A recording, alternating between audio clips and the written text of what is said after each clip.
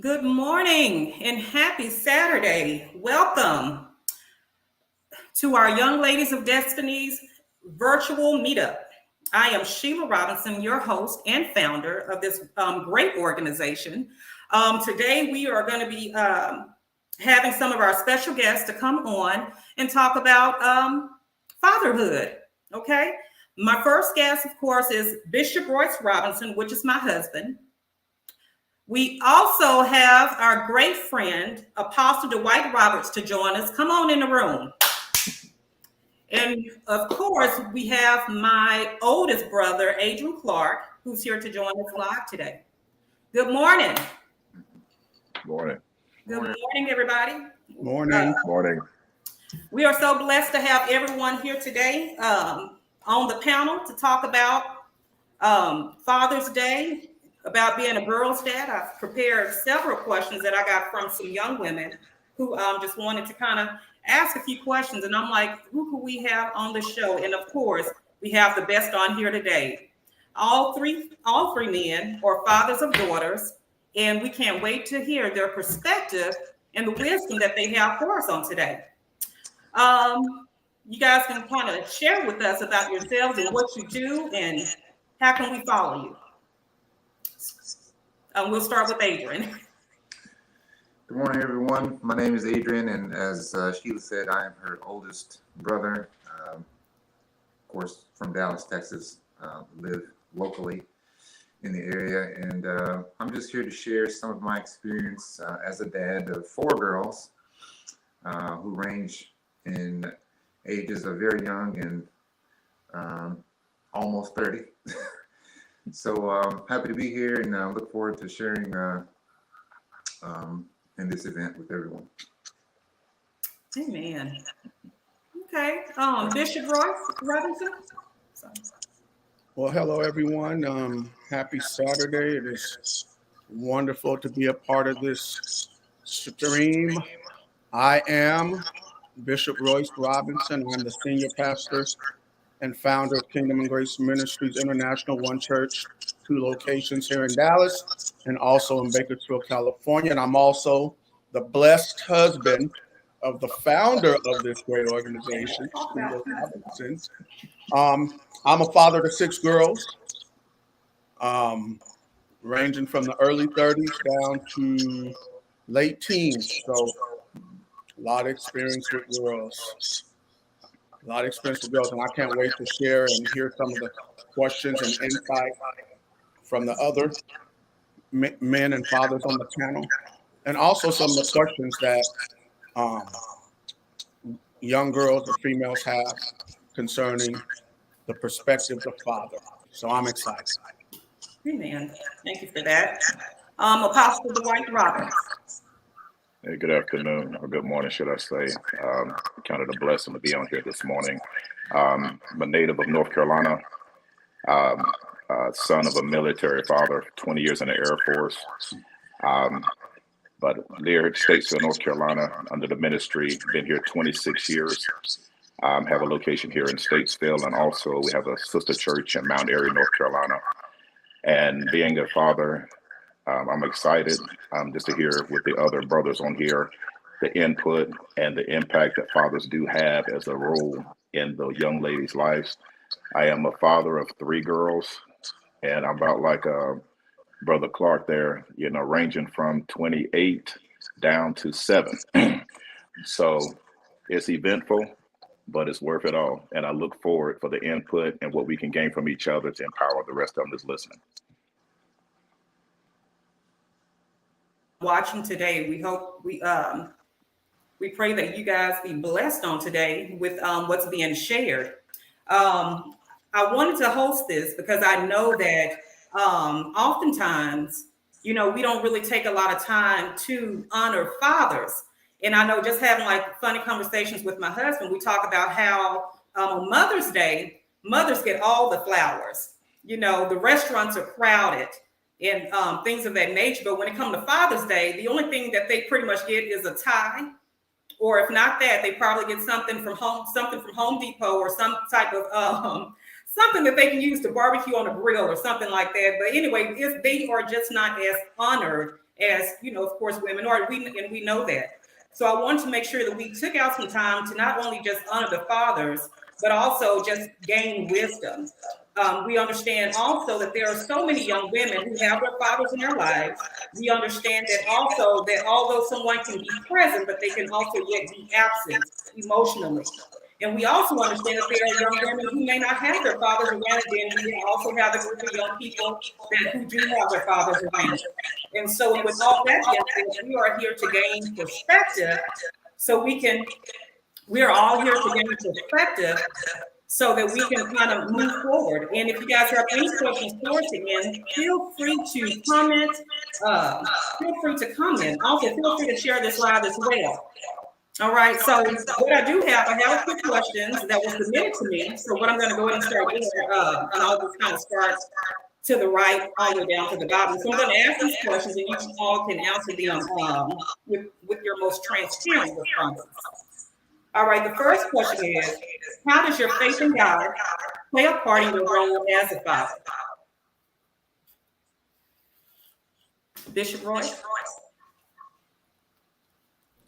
How does my faith in God play a part in your role as a father? Well, first of all, I believe that everything about our lives, we have to apply faith. The Bible says the just shall live by faith. I use my faith when it comes to my daughters to be what God told me I'm supposed to be in their life. Because, I may have my own perspectives and the way Holy Spirit leads me to do it. I've had times of doubt, so I have to release my faith in order to be what it is that God is having me to be, even when it doesn't look like it. Because 90% of the time, after they hit puberty and go into young teenhood, it don't look like it's supposed to look. But my faith helps me stay the course and to do it the way Holy Spirit tells me to do it, which is the most purposeful way for my girls.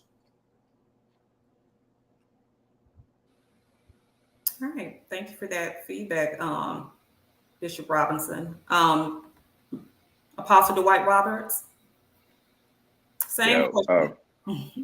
Yeah, one thing that I found is that, outside of telling my daughters about who Jesus is, I have to be that example in action by showing them, knowing, because one day, we can lead them so far, but one day we all know that we have a end date. And whenever that day comes, I want to be able to have left them with something that goes beyond just what they saw their father do. That man's voice and just watching him, in his walk, his talk, it's more so show me instead of tell me. And I think that's ever so important, because eventually one day your daughters are going to want to get married. They want, but they got to find that example at home, because many of them are finding it out there in the streets. They're finding it on television. They, and if they can't find that in their home, they're missing out as the greatest thing. And we have to take the time as such to let them know that even outside of what you see in your dad, there is somebody greater than I am, to where all my sources and everything comes from. And that way to leave that with them so they have something to carry them on even after we're gone. That's good. Yeah, that is good. Thank you, Apostle. Adrian? How has my faith played a part in my role as a dad? I think,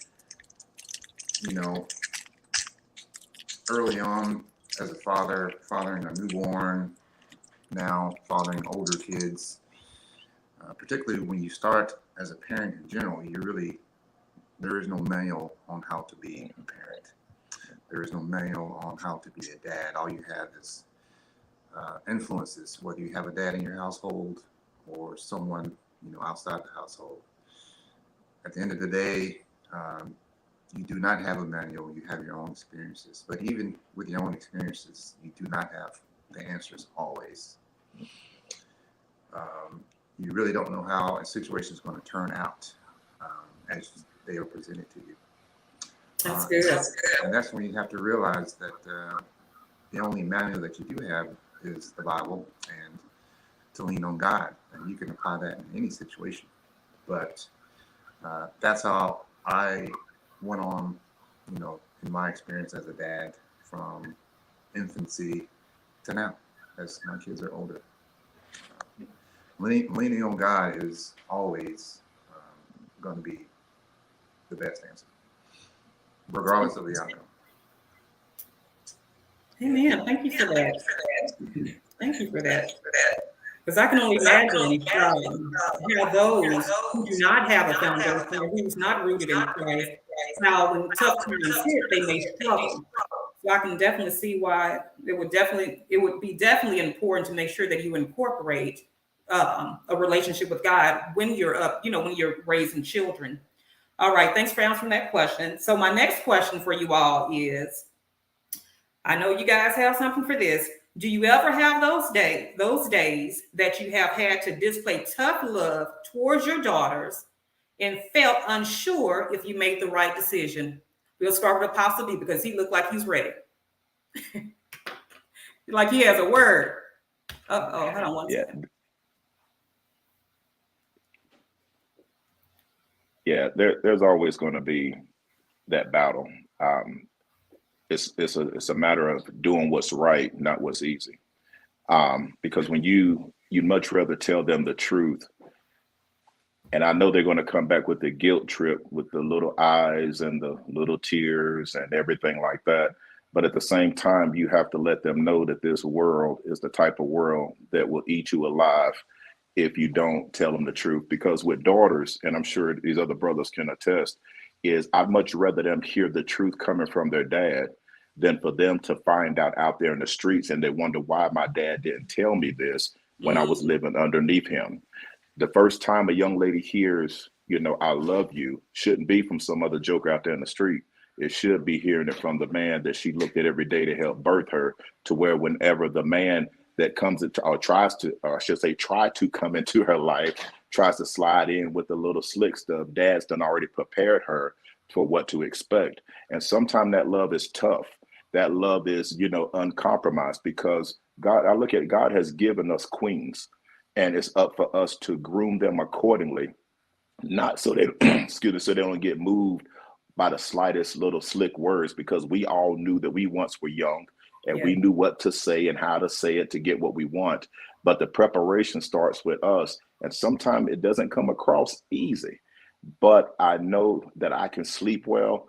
And even when my daughter does go out that door and becomes a young adult, that I've done my part and I told her the truth, because the truth you never have to remember, but a lie you have to continue to rehearse. Wow, that's deep. Amen. Whew. You just said a mouthful. Bishop Robinson.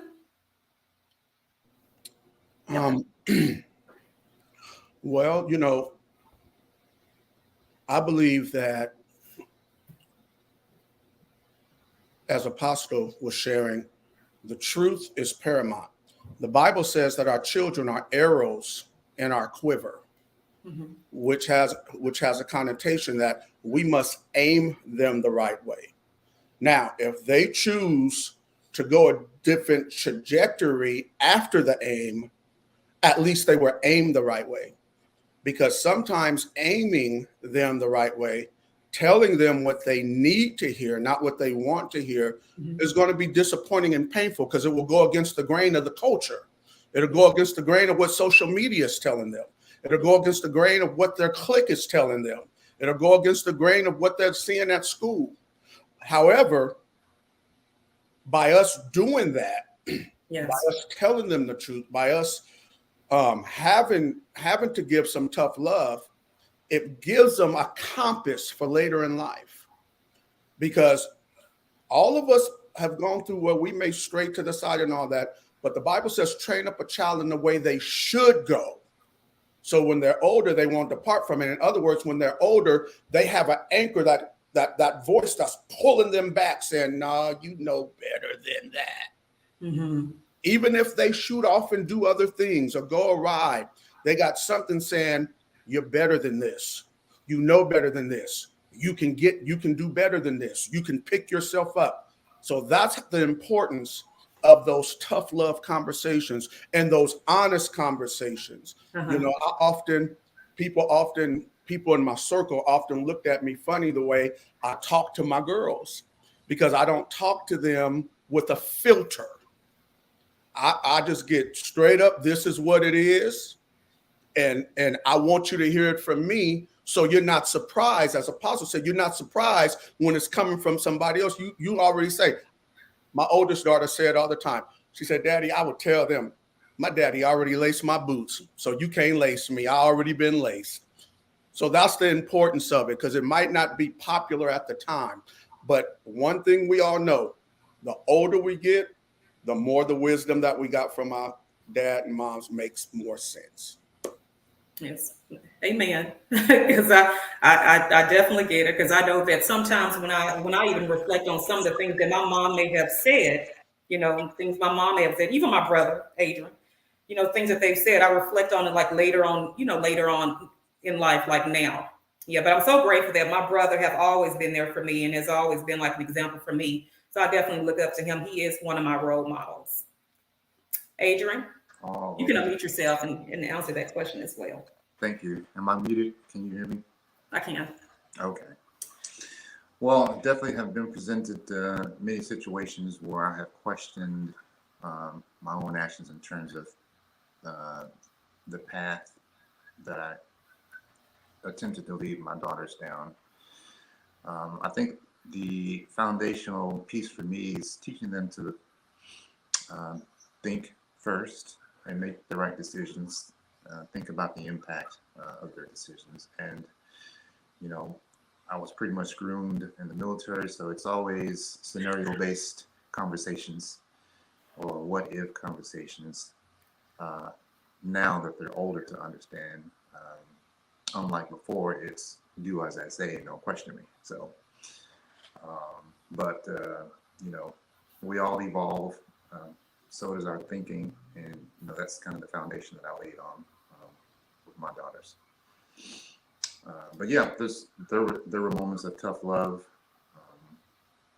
and that's when you have to lean on your faith to make sure that you know what you're trying to teach them aligns with everything else that we're taught. All right. Well, thank you for that. Let me ask you all this question, which it was not on the list. And so when you do have those moments of tough love, you know, because you know that it's necessary, how do you all feel when you know they try to come to you all with the guilt trip, you know, and the eye rolls, the silent treatment? I don't know if everyone experienced that, but if you have, feel free to share. How do you all deal with that? Well, I'm gonna be real, because I'm a little uncouth. I always take the although it can tug at your heart, but I just leave it like this: you'll need me before I need you, so you ain't gonna be gone that long. I'm just keeping it real. I'm like you gonna want something from Daddy in the next 48 hours. You be all right. So they have to give in. So they butter you up by sending you that text message like, "What you doing?" Yeah.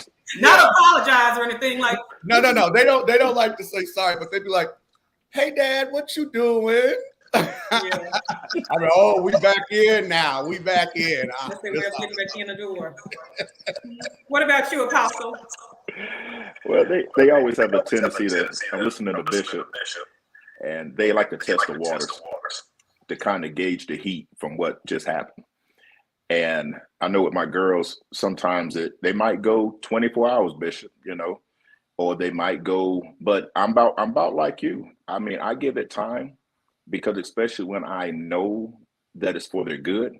Now, because I'm listening to Adrian, I'm listening to Bishop, and I'm kind of the same way. I'm just kind of, if I'm stern about something, and you know, and I know it's the right thing, we can discuss it.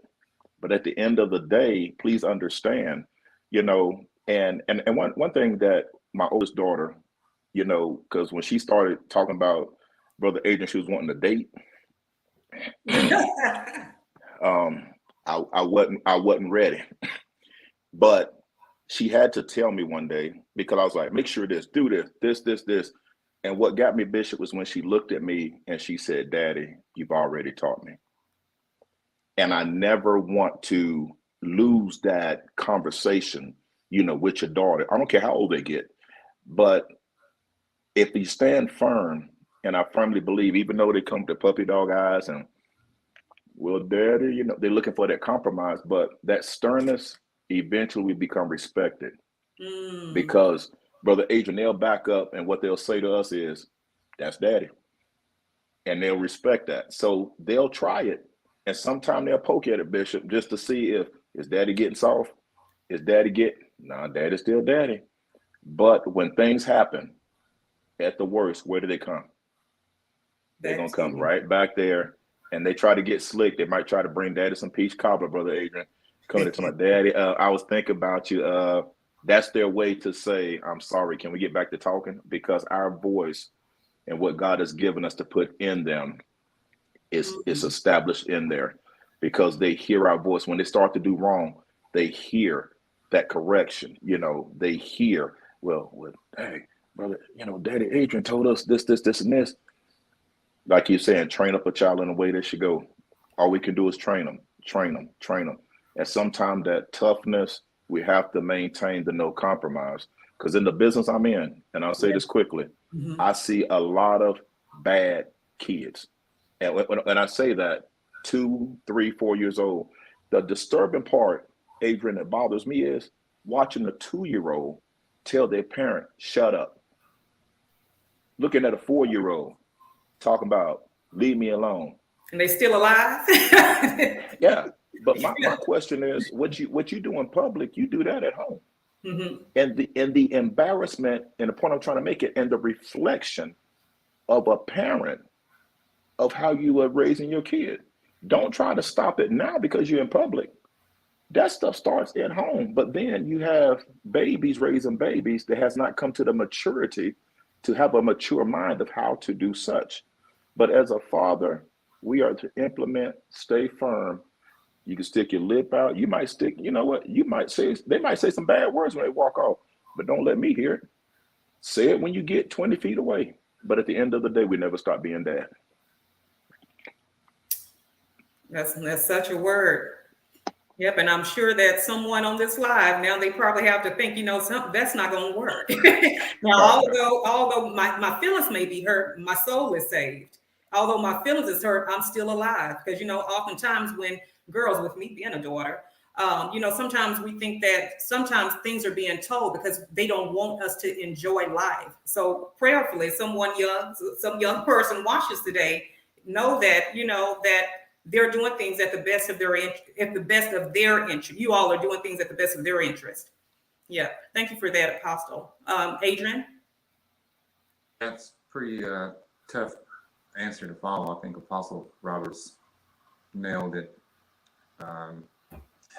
When dealing with those moments, my kids know that once I have said something, there's not really a whole lot of emotions following that, because I've said it and I've moved on from it.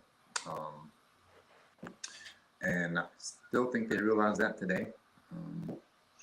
I see it more in my oldest daughter, who is starting to show, understanding and appreciation of how I was back when she was younger. But standing firm, and just, again, trusting in God that you've made the right decision for their protection. And, it's a long-lasting impact, because they remember. Yeah. And they don't let you forget. But stand firm, and at some point, I know there's another question or another answer that they're going to gain that trust in you, and that you steered them in the right direction. And they're gaining hold on one second. Thank you, Adrian. And they're gaining that trust because of the fact that you're consistent, and like you say, you stand firm. And so they know one thing is true, that they can't play with their dads. They can't play on their emotions. But I guess the consistency part, I guess, is definitely important. There's still an echo. Sorry about that. Okay, y'all. So my next question for you all is, if you could change or do anything differently when it comes to raising your girls, what is that one thing you would change or do differently? Starting with Adrian. Okay. First of all, I don't have any regrets. I think, you know, it's more thanks to God of, where I am today and where my daughters are today. They're all, living the lives that they should be. If there were anything, I would talk to them more as kids. Um, you know, we grew up in an era where you didn't question your parents. Therefore, there were a lot of things that were not understood. There's, like I said, it was do as I say, not as I'm told. But I would definitely talk to them more, create a more comfortable atmosphere for them to be inquisitive and just gain better understanding. So creating an atmosphere is important for them to want to come to you and communicate things to you. And I'm seeing that now where my oldest daughter, she had questions. Well, you taught us not to question you, and then I explained this is why. In that same moment, we're not in that same atmosphere. You're older now, so a lot of things shift as they get older in terms of how you approach and how they approach you. But I would say, just talk to them more, be more expressive. All right. Thank you. Thank you, Adrian. Mr. Robinson?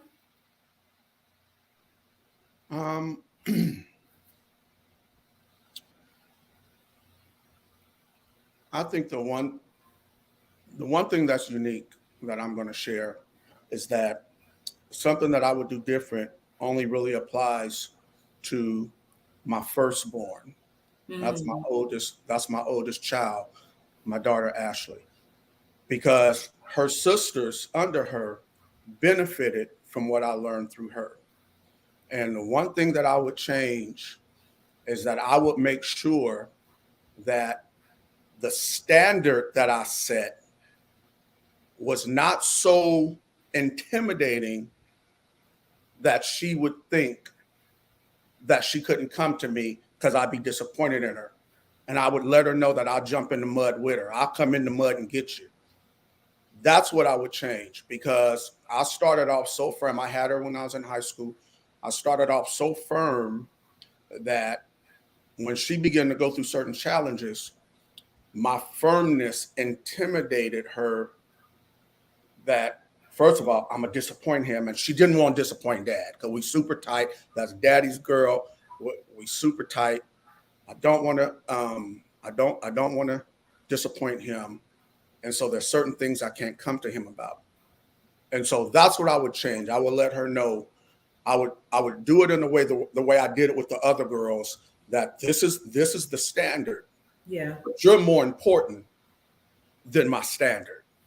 I got you. I am 1,000%. I'm team Ashley. I'm team Brianna. I am team Gabrielle. I am team Jessica. I am team Cambria. I am team Chanel. That's what has to be first. Yeah. I'm on your team no matter what. There's nothing you can do that's going to make me not be on your team. And that's what I would change with my oldest daughter. The other ones got it. Yeah. Because I learned from my firstborn. That's good. Thank you, Bishop. Apostle? Oh, hold on 1 second. Okay, there you go. Wow. I'm listening to Brother Adrian and listening to Bishop. That pretty much is like the story of my life with my girls. And it started, as Bishop said, with my oldest, setting the pace and being pretty direct, but to, and even with that firmness, because there were times, Brother Adrian, she didn't always come to me because, like Bishop was saying, she felt that she might disappoint me, Bishop.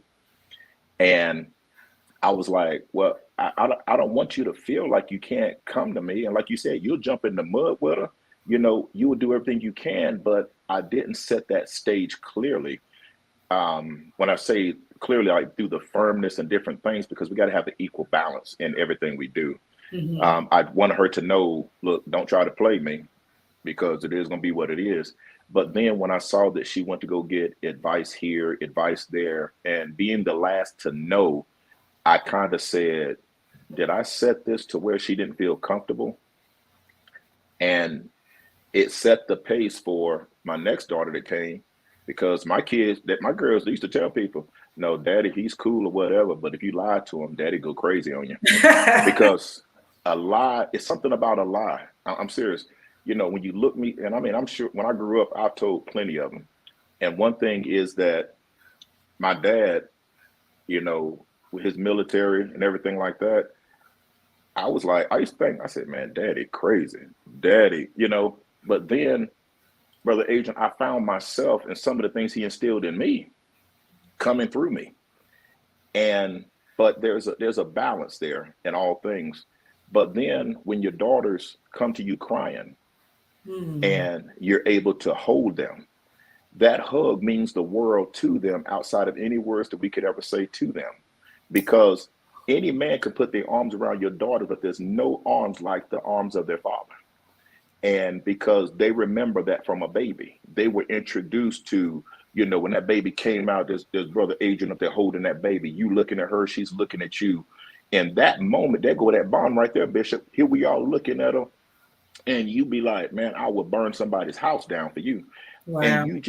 it's just that bond. And we become that protector automatically. That's my girl. This the queen. Nobody's going to hurt her.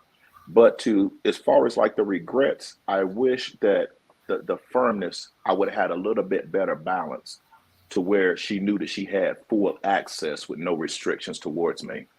When something pops off, I can go to my daddy. I can call him. That came with time. But at the beginning, they went around looking for other answers because of the fact, and Bishop hit the nail on the head, they thought they were going to disappoint me. I told them outside of preaching, outside of everything, I said, you are my daughter. Mm. That's They good. were they were afraid if I made a mistake because of who you are, I didn't want that to reflect you. I said, I don't care what you do in life. I said, put aside a title, put it beside everything. I said, I was human first. And I want you to remember that you're always going to be human. Well, daddy, people gonna say, I said, let me tell you something. People gonna talk even when they roll you up in a box in front of the church. They're gonna That's stand over you. They're gonna be like, she looked prettier there than this, that, and the other. People gonna always got something to say.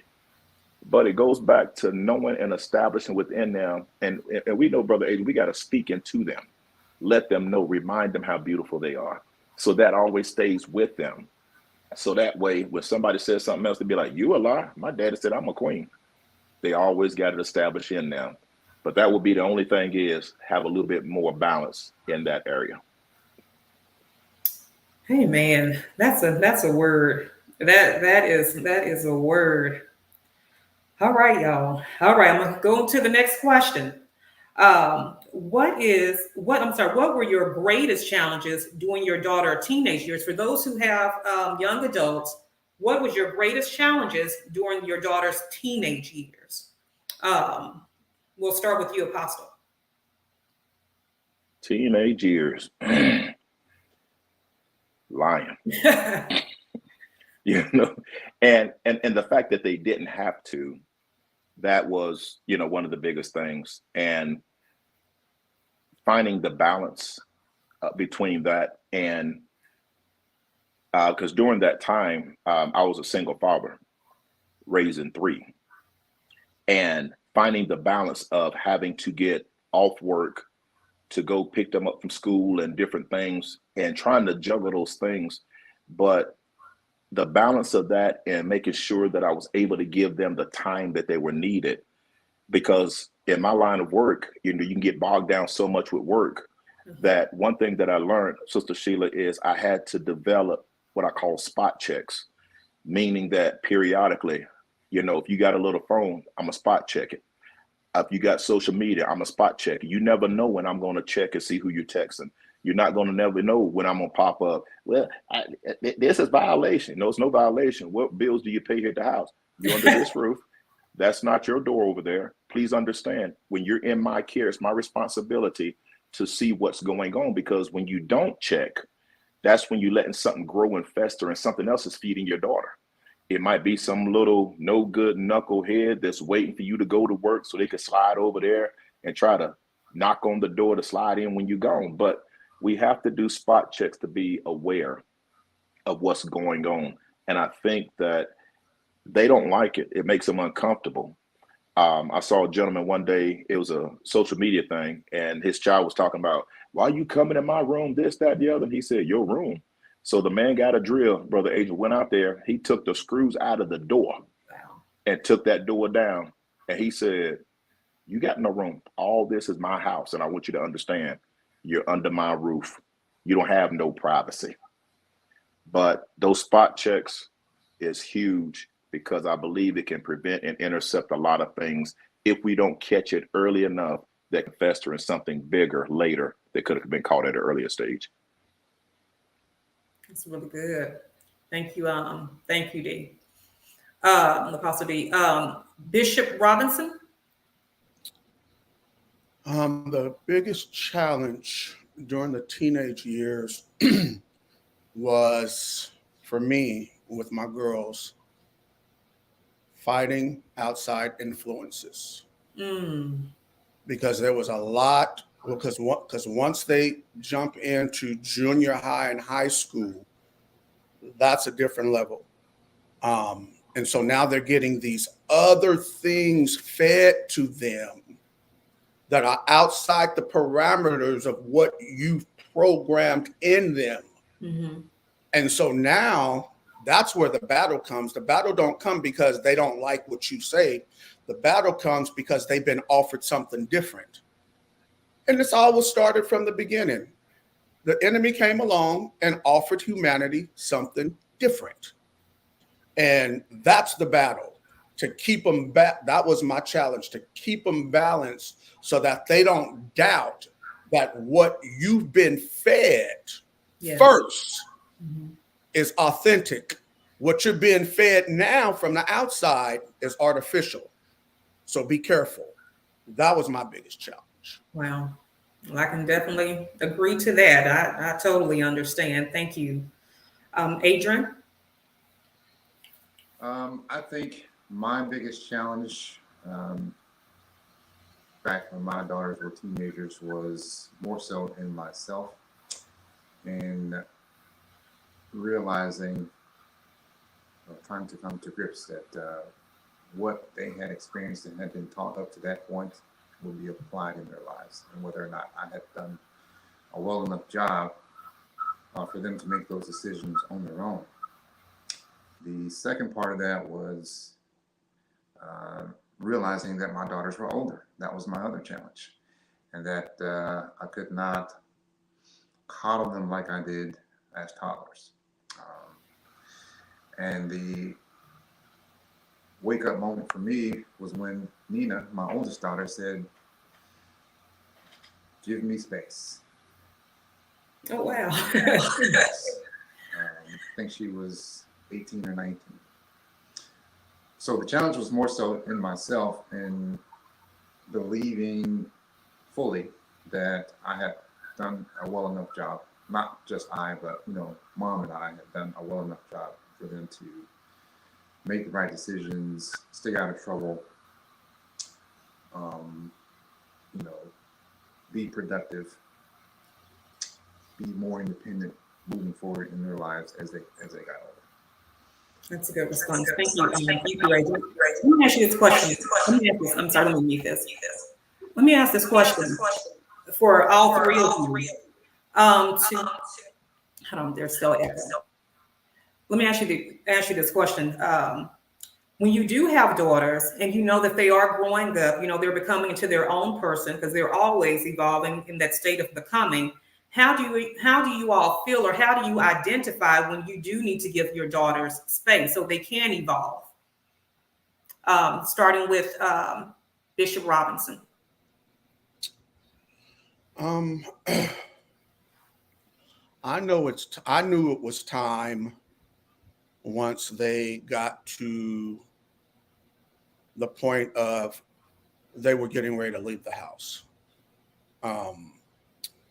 Right, and I started loosening the reins the second half of senior year of high school, because at this point, it goes back to your first question. I got to have the faith that what was put in them took root. So no matter what happens above, there's a root there. They're going to be founded, and you got to allow them to begin to spread their wings. Because if you don't, they're not going to know how to fly, and they're not going to attempt to fly until you make some space between you two. And when I say space, I don't mean not being there for them emotionally, not being available, but just like the mama eagle, in order for that baby eagle to fly, she got to push him out, push that little bad boy out of there so that they can fly. That's what I mean by space. And I knew that as they were getting ready to become 18 years old, because now you got to start living life now. Okay. And you still have this support system, but you got to start living life. So that's when it was for me. I knew that as they were getting ready to step into adulthood, it was time to put some space between us. And it was kind of hard for some of them, because they took it as I was kicking them out. I was tired and just ready for them to be go. No, you need some space to start your becoming. Yes. There's some decisions that you need to be able to make on your own. So that's when it was for me. Thank you for that. Thank you for sharing. Apostle Roberts? It was still challenging even after their teenage years for me, Bishop, because every time something would happen, I felt I had to still be daddy. Even though when they moved out, I found myself still running to the rescue. But Brother Adrian, what I learned was I had to sit back. And as I was praying one day, the Lord was allowing me to know and Bishop hit it, you got to give them room to learn. Because here I was trying to be daddy and doing everything, because I felt that I was still needing to, but not realizing, listen, they're in their 20s. You keep running, you're going to wear yourself out, and they're not going to know how to adapt if everything is always coming through you. And sometimes it's a tough area, if I could be honest. It is tough when you see them going through and you want to put your hand in it, but you remind yourself, no, because if I put my hand in it, they're not going to learn. And that's one of the things, when things get tight, like my oldest daughter, she would tell me she went through a situation, Brother Adrian, here I am. How come you didn't tell me? You did it. She said, Daddy, I had to try to make it work and exalt every effort before I came to you. And I thought about it, Bishop, and I said, you know what? I respect that. Because if I was always jump in, do this, they would have never exercised their God-given ability to say, listen, and it goes back to something my dad told me when I was young. He sat me down and he looked at me and he said, son, I want you to know nothing is given. If you want it, you got to go out here and get it. And it took me back with my daughter's situation. If you don't go and get it, nothing's going to be handed to you, because sometimes God will close doors around you in order to make you make a move you would have never made until you're uncomfortable. And even with our kids, we have to let them get uncomfortable. Otherwise, they'll be looking, saying, well, I can go get it from Daddy Adrian, or I can go get it from, Bishop, or I can go get it from Sister Sheila. But what happens whenever they go to them sources and the door's closed? It'll make them turn back and find another idea and route, and realize that route to the parents is not going to always be available. But at the same time, it's not bad, but it works out for their good. But it's painful sometimes to watch them go through. But at the end of the day, that pain is worth it. And they'll remember that place. But the simple fact is, I remember God brought me through it. Now it's not new to me anymore. Yes. Let me go back and follow that same route that got me out of it. What they say, if he bring you to it, he'll see you through it. But they have to exercise it, not just talk it, because the experience is the best teacher. Yes, it is. And I think we can all agree upon that. Yeah, because I think some of the greatest lessons I had to learn is through my own experiences. Yeah, but thank you very much for sharing that. Adrian? Yeah, I answered first, I think. Say that one more time. Oh, did I miss?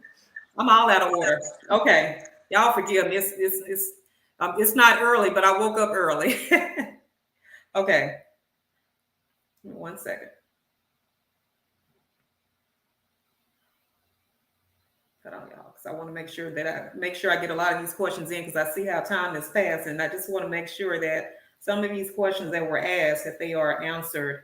Let me ask you all this.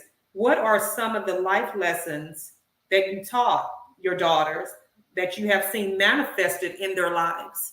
Starting with Bishop Robinson. Life lessons. Well, first life lesson that I see manifested in my girls is self-sufficiency. I don't mind you having a man, but just don't need one. Okay? Desire one, and that's God's plan for you, but don't need one. Because if you need one, now you're susceptible to the manipulation if his character ain't right. So be self-sufficient. And all my girls are self-sufficient. And I love it. And it's something that Apostle even said. They will not come to me until they have exhausted every avenue that they know how. And then they'd be like, okay, well, I know I ain't gonna break, because at the end of the day, I may exhaust everything, but at the end of the day, I know I got my nuclear option, which is my dad. I got that backup. But they have been so trained and prepared, they self-sufficient. And I see that manifested in their life. All of them are self-sufficient. All of them have established themselves, got great credit. So I love it. They all have savings accounts. I love it. So I've seen that manifest. That's my biggest joy. Yeah. So they're definitely prepared for the future. Yes. Yeah, they're prepared to kind of get out and make things happen on their own. That's really good. Thank you, Bishop. Adrian? This same exact thing, independence and making smart decisions has always been, our household cry out since they were little. And I see that now as they get older, when they come to me, they've already done their research, because they already know, have you done your research? What can you tell me about your solution? Those kinds of things. So I think that's the greatest thing that they can take, coupled with everything else that we've spoken about, teaching them, grooming them for, life, but independence, and, that independence turns into making smart decisions as well. So. Thank you, Adrian. Okay, Apostle. It's kind of like touching on both ends there. Something that Bishop said, like with my oldest daughter, whenever, it was like setting the bar to where whenever, they got their own place, always keep your budget as a single person. And when I say that is, don't get caught up with, little Johnny who comes and wants to throw a couple dollars to try to buy you some lamps, but already be established so to where you can tell Johnny, I don't need your money because I'm already set. Because one of the things is whenever they get out and they got their budget set up, for them, they're accustomed to that. But a lot of times when you start adjusting your budget with something that's not promising for your future, then all of a sudden you put yourself in a trick bag, because we know that sometime when people think they own you, they Yes. will think because I bought you a plug-in light, that's mine. I done this. I bought them curtains from the dollar store, and they think they got something established in there. But set your budget up to where if you decide to get stupid and walk away, I'm good. And I'm not going to fall through the cracks because you're gone. Come on, And somebody. that's one of the things that I try to tell them, because people are manipulative. People are coming and act like they done gave you the world, Brother Adrian. They just be like, well, I did this, I did that. My thing is this: if you got to remind, or they have to remind your daughters what they done for them, that Yes. wasn't out of love. That came out of a place of, I'm trying to slide in on the low just to get a reaction out of you. And this, when they're gone, give them their stuff back. If you bought a plug-in light from the dollar store, unplug it and give it back to them. I don't care what it was, that bear, whatever, because, and that's the thing.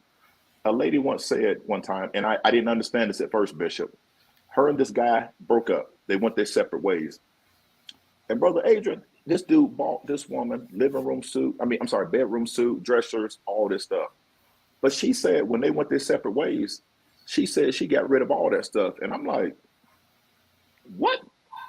She said, because every time I look at it, I did not want nothing in my house to remind me of anything that they'd done, as if I Mm. was obligated to them. I don't care if it was a lamp. I don't care if it was bed sheets. I don't care if it was a mattress. Sister Sheila, she said she threw everything out I don't blame. because she did not want no resemblance or no residue from what once was there, but no longer is.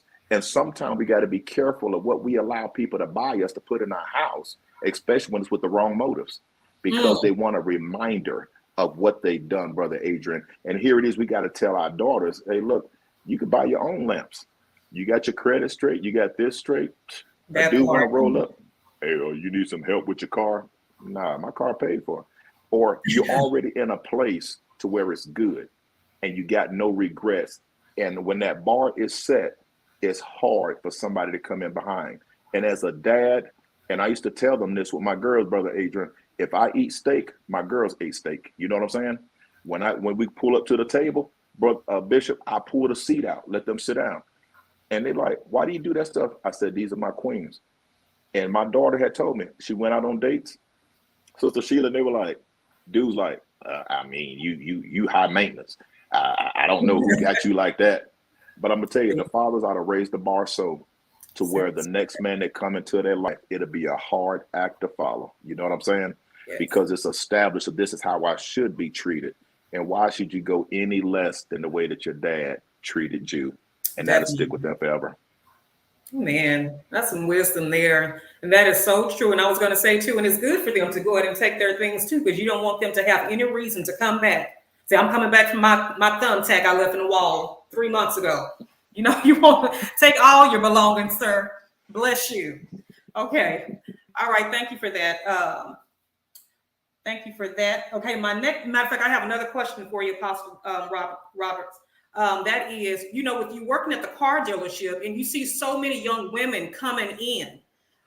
So kind of give the young women some advice on how important it is to have their things in order and how important it is not to be co-signing, on cars and things for these knuckleheads and things like that. How important it is.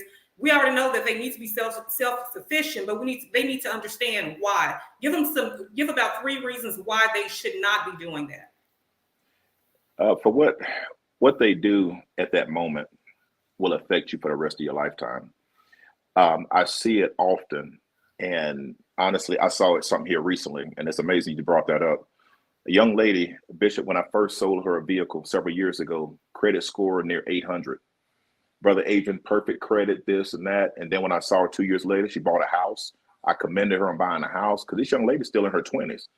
And then when she came in the last time, and I mean, I'm not being judgmental, boyfriend walking in, pants sagging a little bit. And I'm almost like, it looked like, okay, this really ain't her cup of tea, but okay.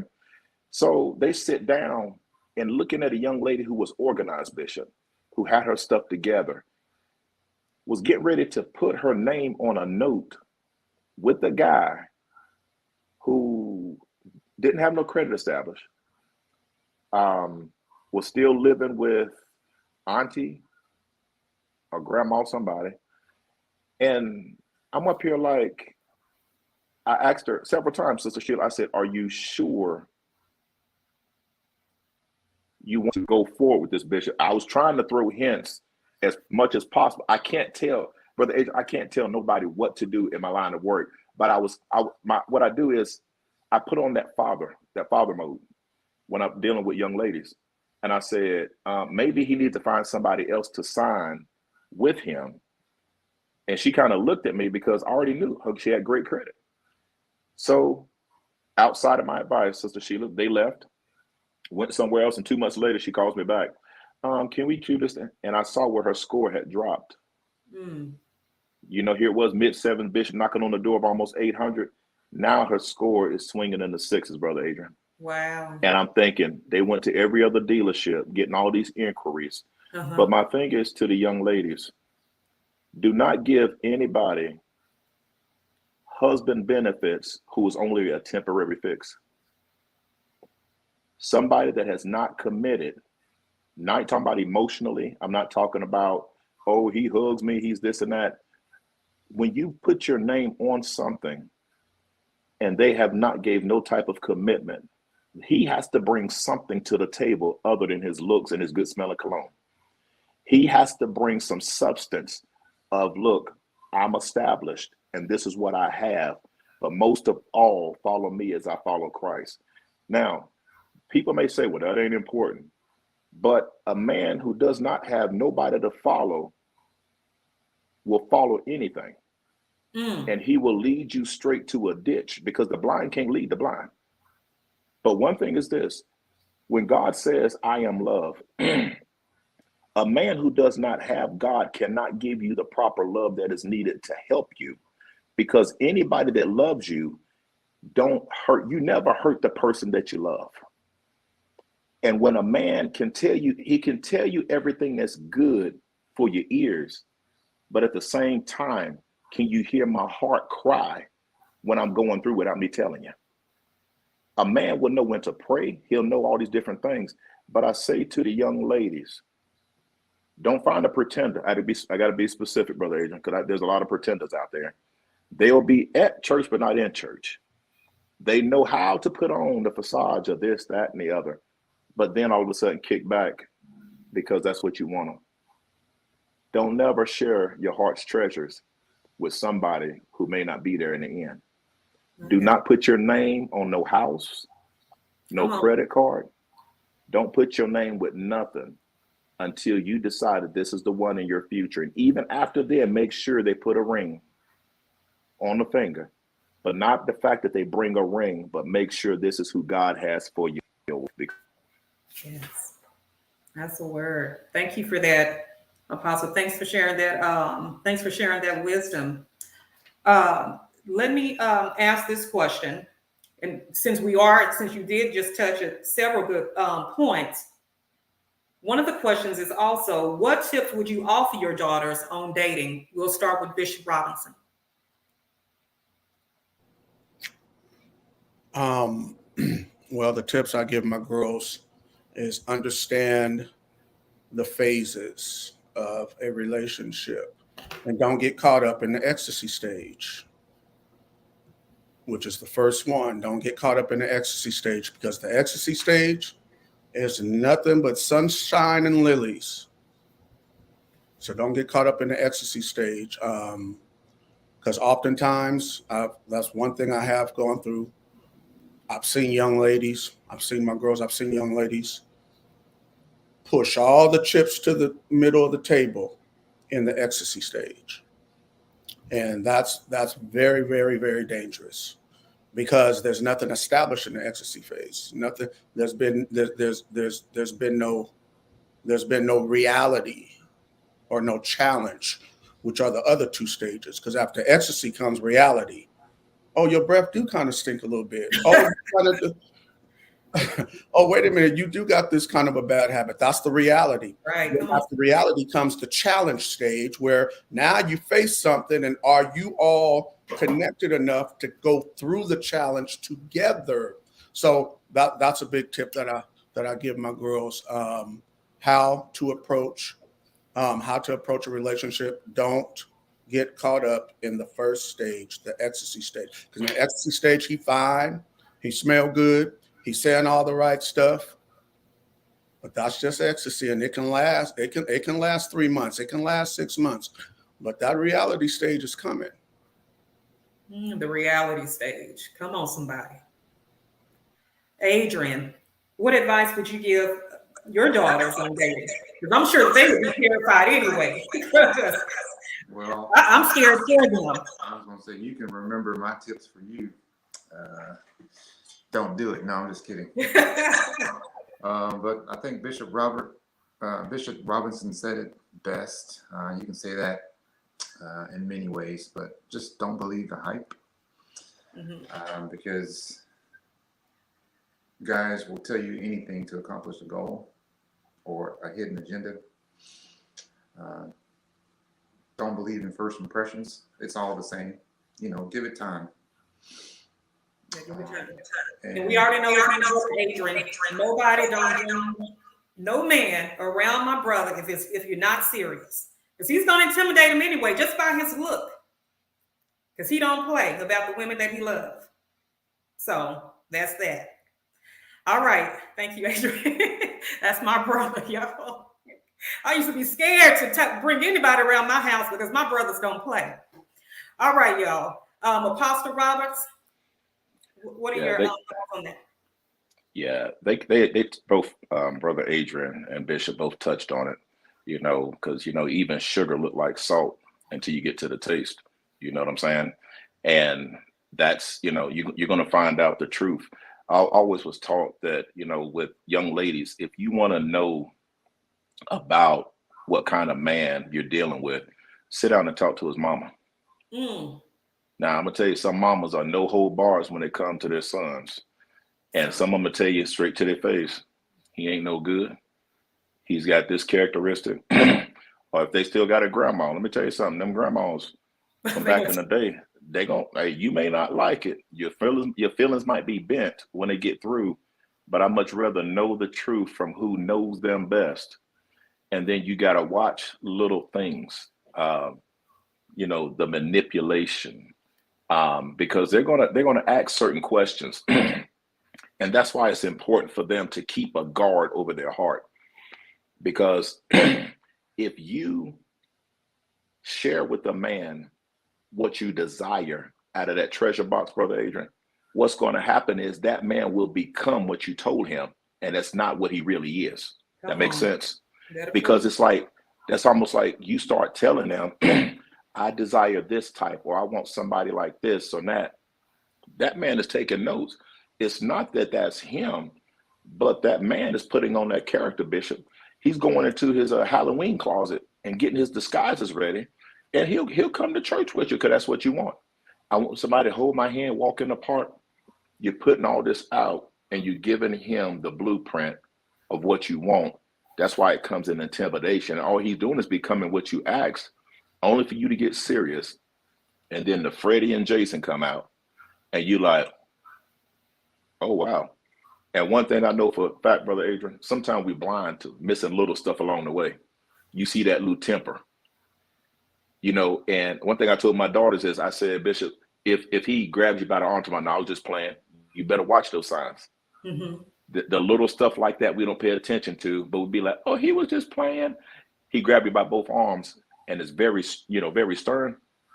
You better watch the beginning stages, because once he knows that he has you right there, you better get ready, because Chucky and Jason's getting ready to come out. You about to see it live in person. Come on, somebody. Thank you for that, Apostle. I appreciate that. I just have a few more questions that I would love for you guys to provide your responses to. And it's kind of, it's kind of touchy, but let me ask you guys this question. How do you find ways to restore broken relationships based on misunderstandings between daughters and their fathers, fathers with their daughters? But how do you all find ways to restore broken relationships? Or what advice would you share to the young lady who relationship with their father is broken, or to the father who relationship may be broken with his daughter, for whatever reason. We'll start with Bishop Robinson. Okay. I won't speak to what to tell a young lady because I'm not a young lady. I'm not. Okay. Thank But you.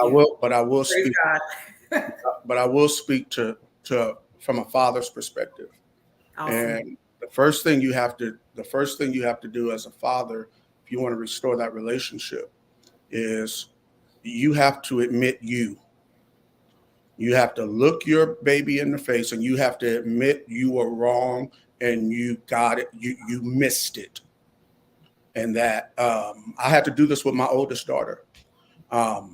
That you missed it, and you got to do it from a sincere place, because when it's sincere, that's when God will get involved. When it's sincere, and so you have to admit you missed it, and how much they mean to you.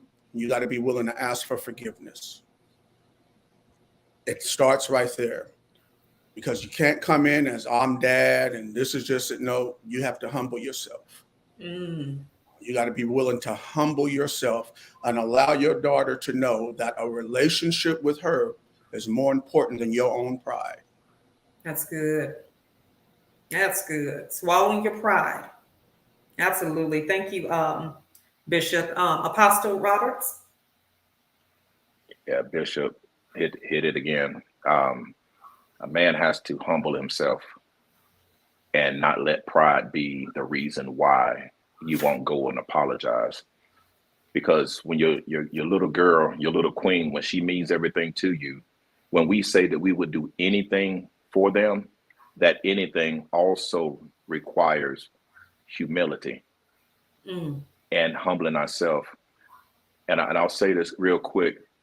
A situation was between me and my dad, Brother Adrian. Went on for years because I didn't always agree with what my dad felt, Bishop.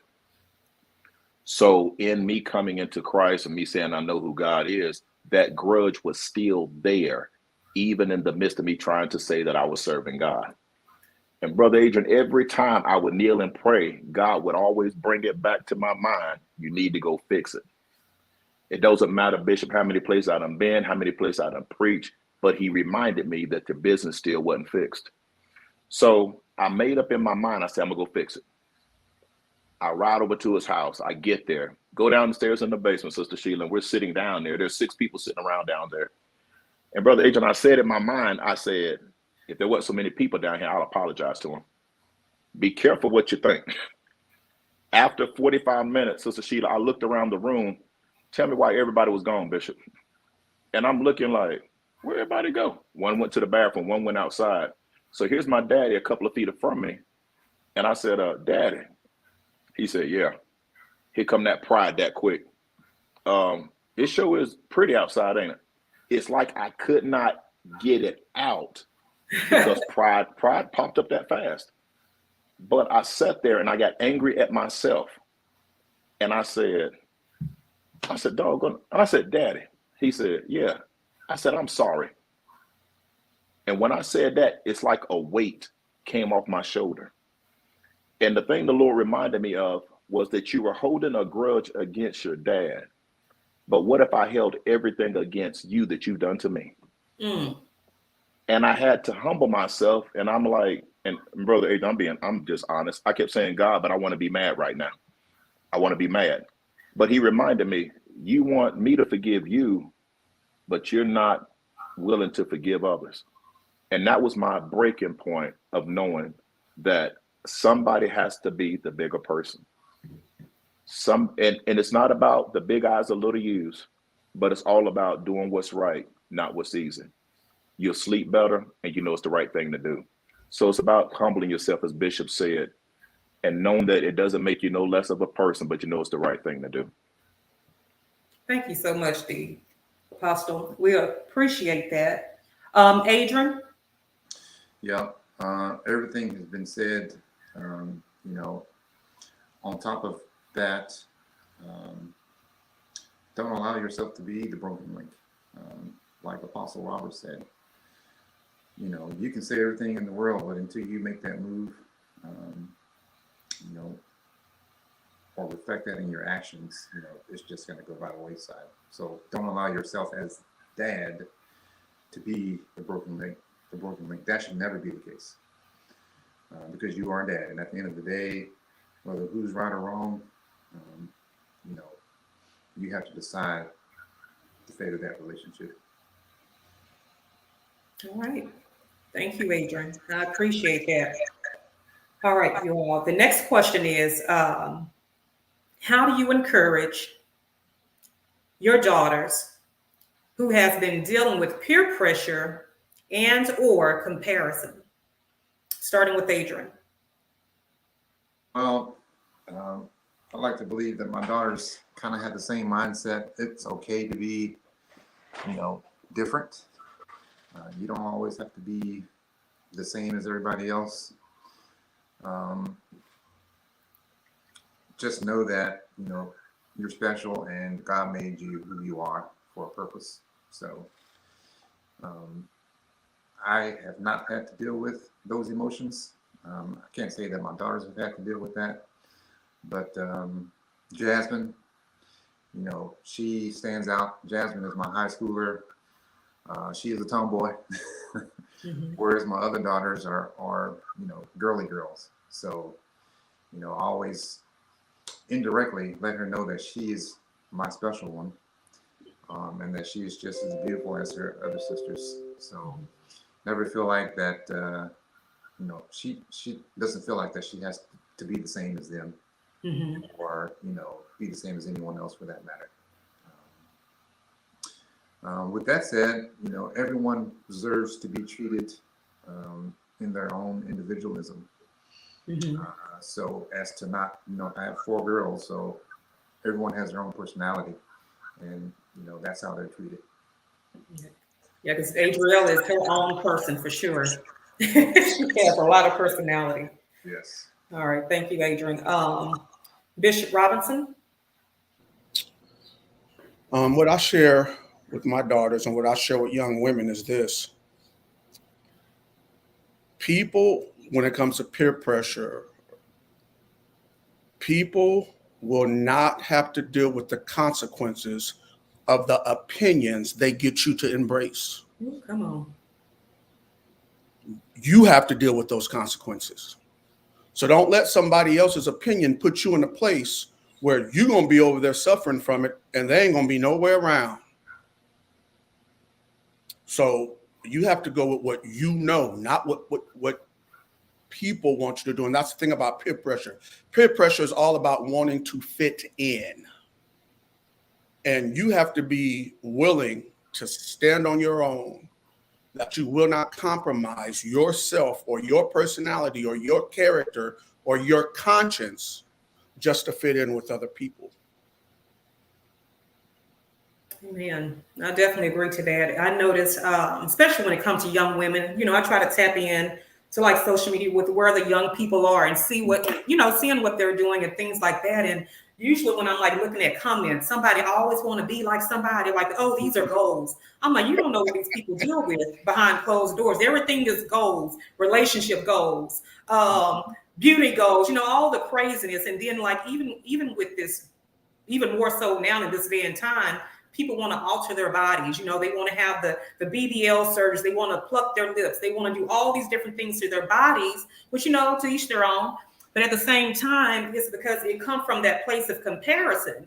But I just noticed that so many young girls, so I wonder, I'm like, why do they feel the need to do that? I'm like, is their dad not around? Who's not pouring into their lives to cause them to want to, you know, alter themselves or to feel the need to change the way that they look? Who's not telling them why do they not believe that they're already beautiful and that they need to be their own goals? You know what I mean? They should have a vision for their own life. They shouldn't be so caught up in what other people are doing. And I know with social media, there's so much stuff on there. It's like in this day and time with social media, they have access to information all the time. Somebody's always doing something. So it gets so hard when their minds are developing, because we know when they're young, they're still processing things, and the way that they process things is completely different. So I'm like, it's so important that they understand why they do not need to be comparing themselves, as well as feeling the need to be peer pressured into something, from whether it's drinking, smoking, just being promiscuous or whatever. It's so important that we pour into our kids.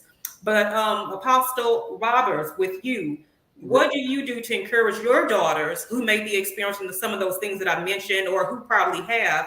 How do you help them, or how have you helped them with peer pressure, or comparison?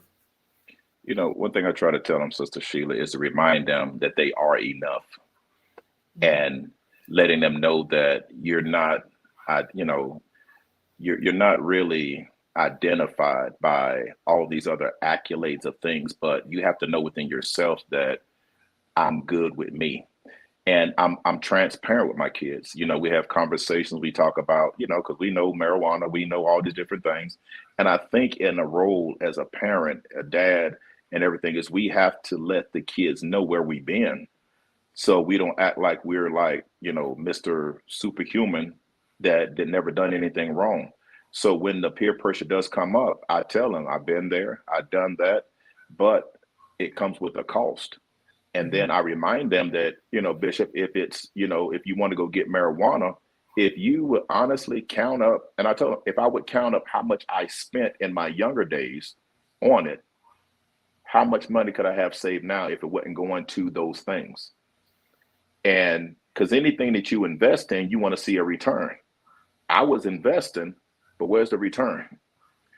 And the effects that it has on you eventually, and different things like that. So just let your daughters, let them know, I am enough. And I think the voice of the Father, Brother Adrian, telling them you are enough.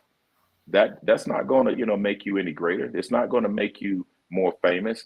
And like Bishop was saying, it'll make you seem like it's more so a part of the crowd, but it's not really you being you. You're becoming what somebody else wants from you.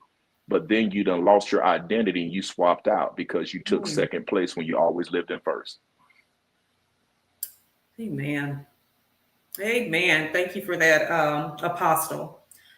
Thank you for that. Let me see, you all. I have another question for you guys, and that is, what type of advice to young ladies and women who may be filling a void by their fathers being physically absent or present, but yet emotionally, hold on, that don't make sense.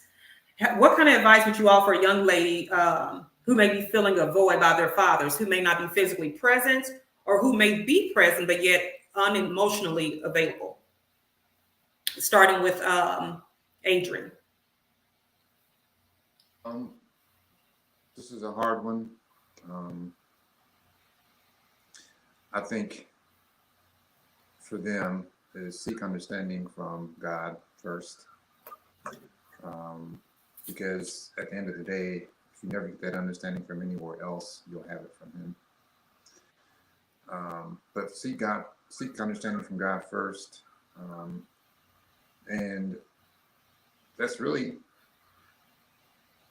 where you leave it. I mean, you can try to engage your father, ask questions why, and I've actually had that question asked to me by my oldest. How come you don't really show any emotions? Mm-hmm. And in that instance, my pride did come out. I told her what my job was, which I was totally wrong. I told her the bare minimum of what she needed to hear versus what I wanted to portray. But at the end of the day, I was kind of hiding behind my pride in the answer that I gave her. I was like, well, my job is to provide, and, being in the military, not being physically present, and sometimes kind of has a chain reaction of not being emotionally attached because I'm out here grinding, basically. Right. But that was not the answer. I think my answer was probably more deeply rooted in a lot of things. Definitely not one that I could give her in that moment. Okay. But just be honest and try to seek understanding, and don't settle for the first answer that you're given. Right. Well, thank you, Adrian, for your feedback. Apostle Roberts? I'm like Brother Adrian. That's a tough one. One thing is, and it may not seem, but forgive them. Now, them being gone, it has an impact of them not being involved, and you got more questions and answers. But what happens is you have to ask God to help you release that. And I heard a gentleman say one time that he used to question why his dad was never involved and, why he wasn't this, that, and the other.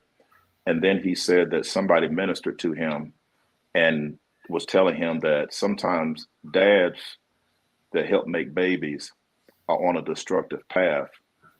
And sometimes God does not allow them to be there for a season because typically the path that they will follow will be after them.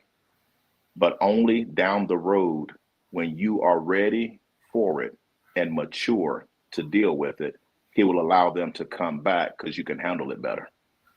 Now, prayerfully, don't be mad at them, but just ask God to fill that void that you're feeling, because he's the only one.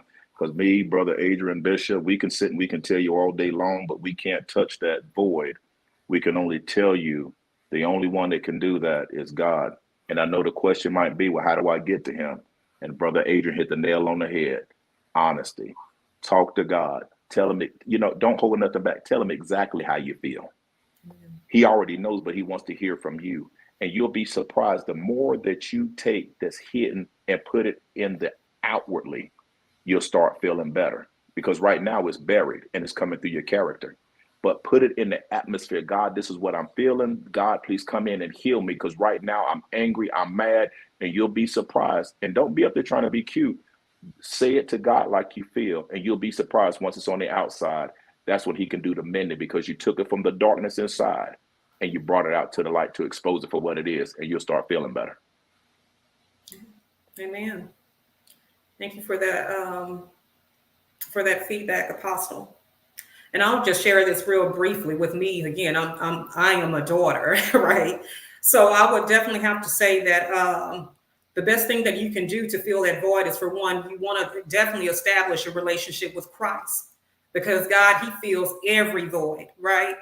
And I learned that forgiveness helps oftentimes, even when you do not get the apology from the person who may have offended you or hurt you or whatever the case may be, is that you have to forgive them. You're not forgiving them for the sake of them. You're forgiving them for yourselves, right? So that way you can move forward with life. Because I've had some encounters, but I realized once I let the weight go of that unforgiveness, all that weight came off of my shoulder. I don't hold my father. I don't hold him hostage. But what I do, I pray for him. I pray to God often for an understanding. And so when I pray and see God for wisdom and for understanding, he let me know that it's not even just about me. Because we're here today because of my experiences. We're on this platform today because of my experiences, and now we're having this conversation. So I always know that when we do go through things in life, or sometimes we may not have certain things, or things don't always go out as planned, there's always a bigger purpose behind it, right? But also in the midst of all the stuff that's going on, I'm healed in that particular area. And I can sincerely pray for my dad, because I know that he had some issues growing up as well. And so when I consider those things, I'm like, you know what? He got some things going on. I can't even say how a person should feel. Just because of the fact that I'm feeling a certain way does not mean that because I feel this way that this person should definitely show up in a particular way. So I move on with my life, because if I hold a grudge, if I hold unforgiveness, I cannot move forward. I become stagnant. I cannot walk in the purpose God has planned for my life. So I would definitely say you allow God to come in and fill that void. And not only that, God will always meet the need. If you don't have your biological father around, if they're not there emotional, God will put people in your life, right? To fill that space. Like my brothers. My brothers have always been there for me. Now my great husband, and my friends, he has just placed good people in my life to be an example for me. So I'm not without father figures. I may be without my biological father, but I have people who have shown a great example of what it is to be a dad, what real authentic love looks like coming from the opposite sex. So I'm definitely blessed in that area. But that would be my advice to young women when it comes to that question. So Bishop Robinson, you can provide us with feedback on that same question. You are pretty much hit the nail on the head. You have to number one, you have to forgive, because unforgiveness does not affect the person you're not forgiving. It affects you. Unforgiveness is like drinking poison. Yes. You infect yourself. And once you forgive, now God can work with you, because God promises in his word that he will make sure that you get the fatherhood ministry. He never said it was going to come from your biological father. He just promises the fatherhood ministry into your life. Just like you said, he's brought people into your life that can be that for you. So that's the thing. You got to forgive. So I agree with everyone. You got to forgive. Allow God in to heal you. Hebrews 9:14. The blood of Jesus will purge your conscience from dead works so you can serve the living God. And then he has promised, and you have to release your faith, because he has promised the fatherhood ministry in your life. So he will bring people into your life to give you what your biological father couldn't or wouldn't. Man, thank you for that feedback, Bishop. All right, I'm just gonna wrap, because I know I had like so many questions, but time is passing. We got just a few minutes to go. So this final question would be, what advice would you offer other fathers who are having a hard time connecting with their children, and just what words of encouragement would you like to offer them, as this is the last question? Starting with Adrian. First, you have to embrace it as a gift, first and foremost. And, just recall the time of your upbringing and your experience with your dad or father figure or parents, and change the optic of what it was for you, so that your kids can have a better experience. And that's it. Thank you, Adrian. Apostle Roberts. First thing I would say is attempt to make it better, and don't sit back in the seat of I wish I would, I could have. Make an effort, because talk is cheap. Sending your child a text message, hey, look, I love you. No, you got to show them, and you got to have a starting place, and it's going to have to start with you. Even it may take a couple of times of rejection, but at the same time, eventually, when it's coming from an authentic place, God will touch their heart. There's a part that we play. We just can't be showing up and thinking it's going to snap back overnight, because some men only go by what they saw, or what they called examples, and that's what they followed. And now they're portraying it going to the next generation. But now that you see that it's causing a problem, we have to acknowledge, first of all, I'm wrong. And when we can confess and even say it before your daughters, listen, I was wrong, and I want this to work. I don't expect it to happen overnight. And if it's starting to suffocate them a little bit, hey, give them that space, but don't stop moving forward. Just slow your steps going forward, bit by bit. And most of all, be prayerful that you'll have the right things to say at the right time, because sometimes we say things in ourselves, Brother Adrian, and we can mess something up with this mouth, thinking that, well, I'm going to say this, I'm your dad. Okay, she's going to say, are you really? Right. But she's in a hurt place. But don't add insult to the injury, but do it at the pace. But most of all, ask God to guide your steps, and God and his guidance for your direction, that you'll do it at the right time, and it'll be in the right season, and he'll have to do the mending. And that's the only way to do it. Man, thank you very much. Bishop? I agree with what was said. You have to, my advice to fathers is, first of all, I tell men this, on a regular basis. You do not need permission to be a father to your children. You don't need permission for that. What you do need permission for is for acceptance. So when I say you don't need permission to be a father, that means that speaks to your effort, what you're willing to do. But you cannot force your way. You have to allow the acceptance, and that's not going to come overnight if you haven't been there, and you have to put out all the excuses. You can't use the baby mama as an excuse. You can't use the ex-wife as an excuse. You can't use none of that, because nothing can get in the way of you being a father except you. People can do what they want to do. They can go to court. They can get restrictions on you. They can do all of that. But that does not mean your effort has to stop. Because if your child sees your effort over a consistent amount of time, that opens up acceptance.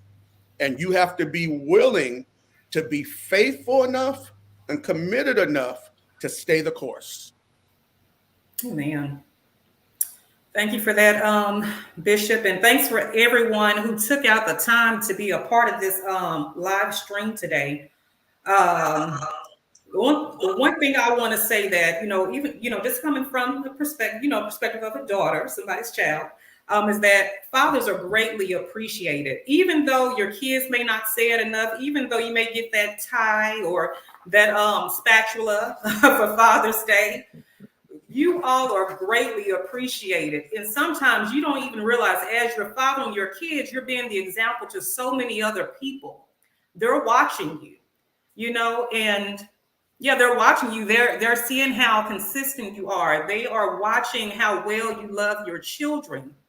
They are watching how forgiving and graceful you are. But I just want everyone to know, every father to know, that you guys are greatly appreciated. And I appreciate everyone who's on this panel, because if I chose you, it's because of the fact your life, because you have lived a life that reflects everything that we're talking about today.